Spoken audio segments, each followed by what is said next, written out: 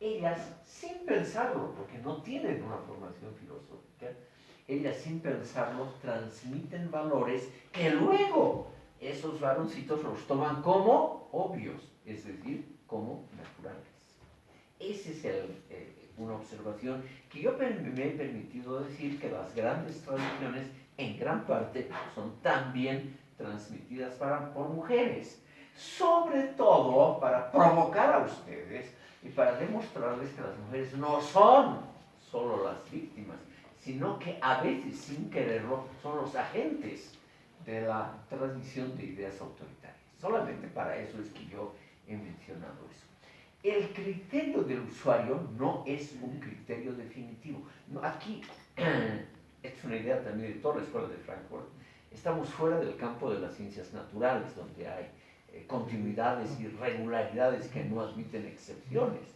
Pero aquí, estimado público, estamos donde todo es un poquito incierto y donde todo puede llevar a lo que se llaman resultados paradójicos, que también es otra de la especialidad de Haber. Pero entonces, ¿bajo qué ideas es esta crítica un tanto de la tradición, ¿no? Si no se tiene datos objetivos, cuantificables, si bajo la idea de la Escuela de Frankfurt, que divide entre teoría crítica y teoría tradicional, es un análisis obviamente de todas las condiciones mismas de la investigación científica, ¿qué? No entiendo. Algo queda, y eso es lo que ya he mencionado, la acumulación del saber. La acumulación del saber filosófico nos lleva a principios racionalistas, como los relativamente mejores.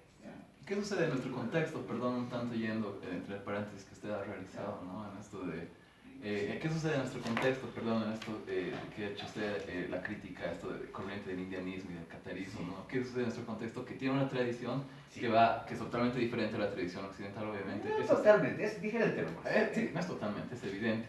Es el diferente. humano es uno mismo. Sí, incluso sí, viendo de forma, sí, obviamente tiene similitud, obviamente, y entiendo su posición en este punto, pero ¿qué queda de la tradición que nosotros podemos rescatar y lo que no se puede rescatar, ¿no? Porque si bien entiendo su crítica, se reafirman ideas y conceptos de dominio en cuanto a este concepto de rescatar tradiciones. ¿Para qué? Para que se vuelvan a reafirmar conceptos e ideas de dominio entre lo que sucede en cuanto a género y otros y demás temas. ¿O qué? Entonces, ¿qué vamos a rescatar?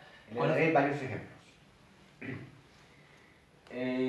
Simplificando esta temática, podríamos decir que todas las tradiciones premodernas, no solo las indianistas en Bolivia y en el área andina, en todo el mundo es más o menos singular. Aquí, estimado público, como es un país que lee muy poco sobre lo que ocurre en el mundo, muy poco, si en este momento yo haría una encuesta entre ustedes sobre lo que ha pasado ayer, uno de los atentados más grandes del mundo en Somalia, 300 pobres de un solo golpe matados, yo estoy seguro que no les interesa un ápice. En primer lugar, porque Somalia es lejos, Somalia es pobre, y Somalia es de una cultura diferente, y les deja totalmente fríos a ustedes lo que ha pasado en Somalia. O tal vez porque estamos volviendo a leer libros clásicos para enterarnos de esta cuestión bastante conservadora, en vez de alejarnos de esas tonterías del mundo que pasa, porque lo que más se ve en los medios masivos de comunicación es deporte, espectáculo y luego noticias de Somalia. Noticias de Somalia, ¿cierto? Por eso estamos desinteresados. Gracias a Pero la pregunta de él es muy interesante. La pregunta de él en el fondo es, a ver, Mancilla, muéstrenos con ejemplos cómo discrimina usted entre tradiciones que pueden ser rescatables y no. Con referencia a Bolivia y el indianismo, yo le daría los siguientes ejemplos. La filosofía y las tradiciones indianistas, todavía no mezcladas con elementos occidentales, tienen, por ejemplo, algo extremadamente rescatable, que es una visión proecologista de la naturaleza. Una visión que hoy llamaríamos amor a la Pachamama, a la Madre Tierra, idea de que hay que vivir en armonía y no en explotación continua de ella. Entonces, en el campo ecológico de protección a la naturaleza, y es un campo, es un punto de vista a largo plazo, que es lo absolutamente racional. racional, no es a corto plazo, porque a corto plazo obviamente lo mejor es hacer lo que va a venir el punto.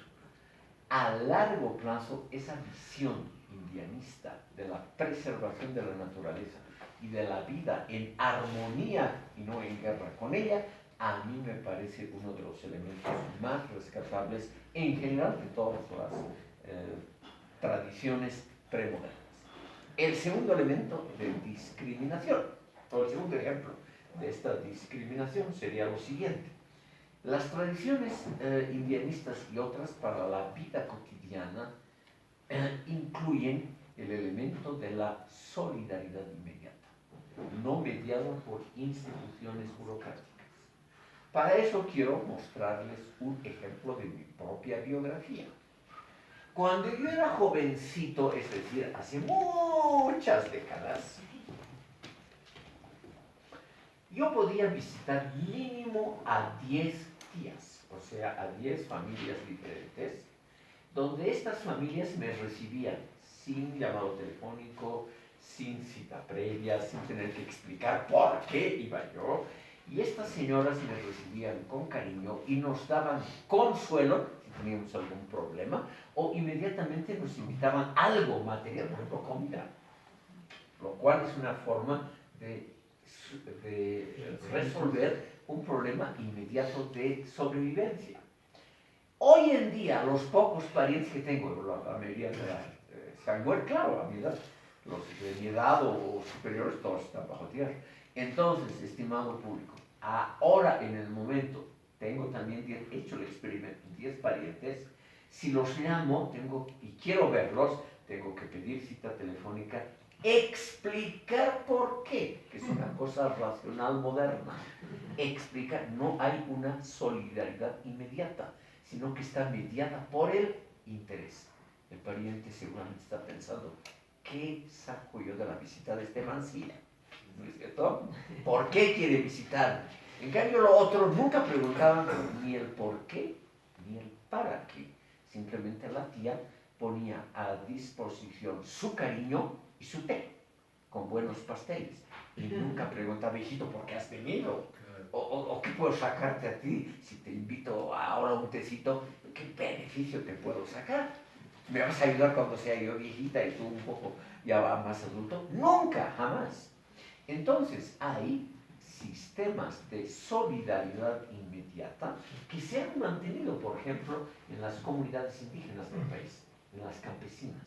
Se han mantenido estos sistemas de solidaridad no mediados, pero los sistemas no mediados por instituciones burocráticas. Es también algo rescatable de la tradición.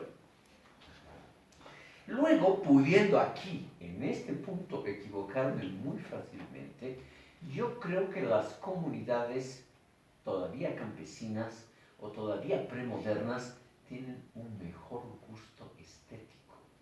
O sea, no son como estas cosas mal modernizadas.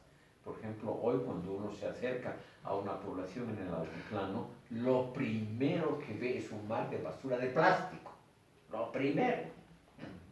No hay que cerrar los ojos ante la realidad cotidiana muy desagradable. Es lo primero que uno ve. O sea, la basura plástica anuncia la proximidad de una localidad. Eso hace 80 años no había. O sea, era una estética pública no racional. No habían dicho hay que quitar la basura, tenemos que utilizarla mejor, tenemos que tratar, por ejemplo, de quemar los excrementos porque dan calor. Todo eso se hacía automáticamente sin un pensamiento racional premeditado. Había una idea de la estética, por ejemplo, cómo había que resguardar los pocos árboles, cómo había que resguardar caminos y demás. Había una idea de estética automática, o sea, pre-racional, y eso es algo muy rescatable.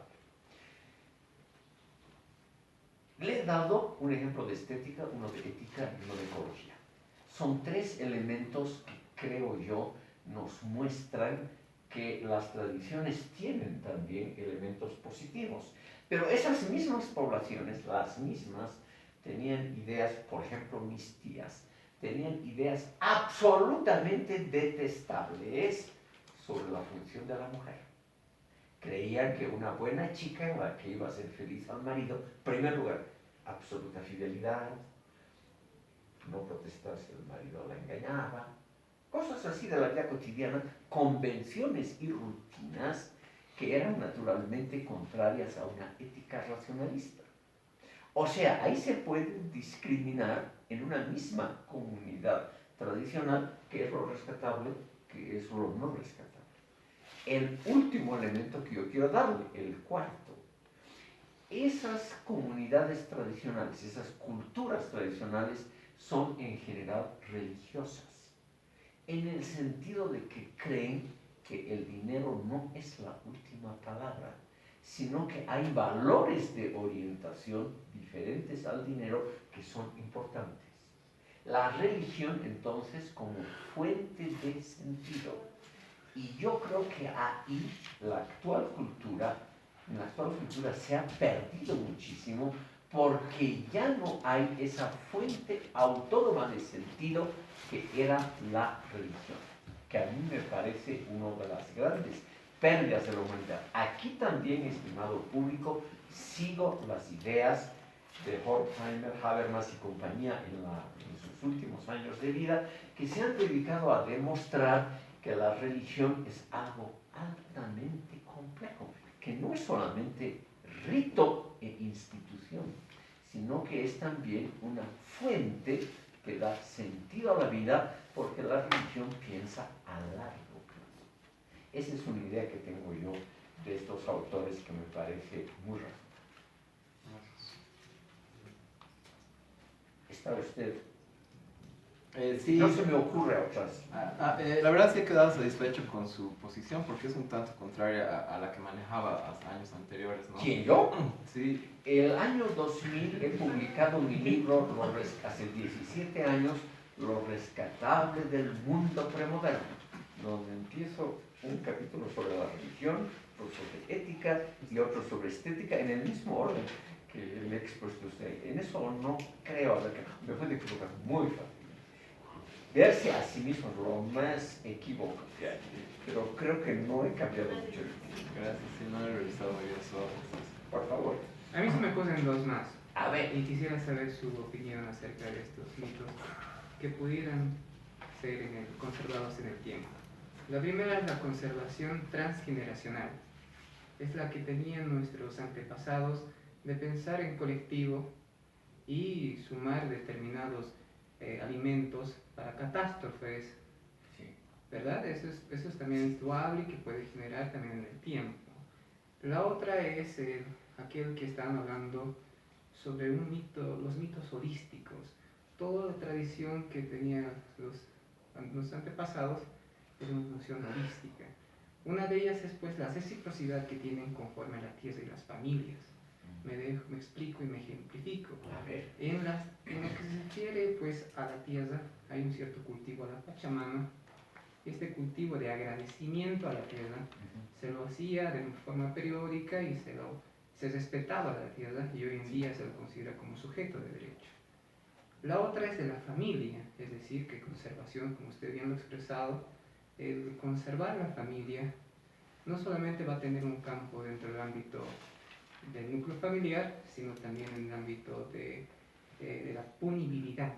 Es decir, cuando alguien transgrede alguna regla del indianismo, como si hubieran realizado alguna violación o algún asesinato que contradice los principios de las tradiciones de los indígenas, lo primero que hacían no era pues como lo hacía el sistema occidental, de encarcelarlo de por vida, exagerando un poco, y que no pueda reparar esa justicia